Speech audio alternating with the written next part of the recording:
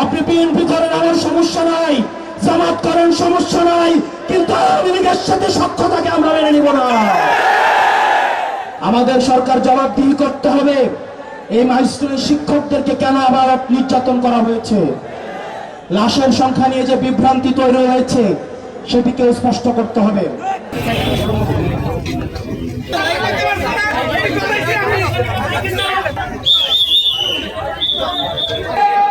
এই কুমিল্লাবাসী যদি হেরে যায় তাহলে এনসিপি হেরে যাবে।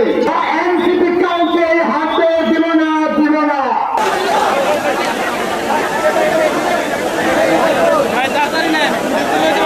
কোষাধ্যক্ষের মাধ্যমে, রাষ্ট্রীয় কোষাগারের মাধ্যমে যে সকল অস্ত্র এবং বিদেশ থেকে জিনিস, যদি রাষ্ট্র সংস্কার বাস্তবায়ন হয় প্রতিটি ক্ষেত্রে প্রতিটি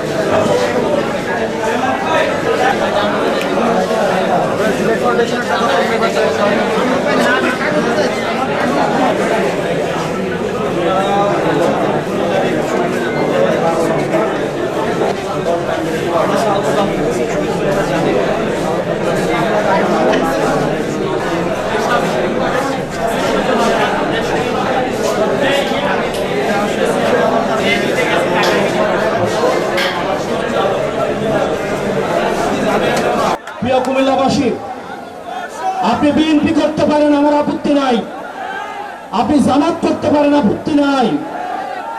আমরা দেখেছি গতকাল যখন ঢাকায় আগুনে পুড়ছে তখন সেখানে আওয়ামী লীগ আসছে আলু পোড়া দিয়ে খেতে।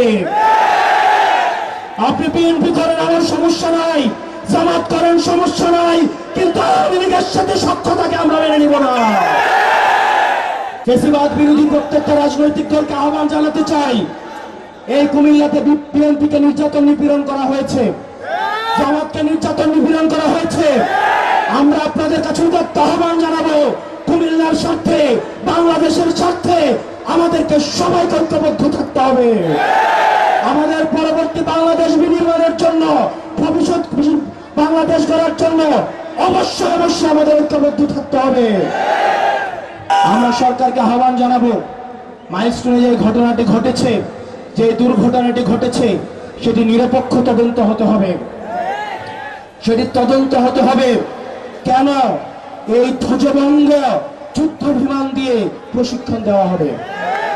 আমাদের সরকার জবাবদিহি করতে হবে। এই মাইলস্টোনের শিক্ষকদেরকে কেন আবার নির্যাতন করা হয়েছে, লাশের সংখ্যা নিয়ে যে বিভ্রান্তি তৈরি হয়েছে সেটিকে স্পষ্ট করতে হবে।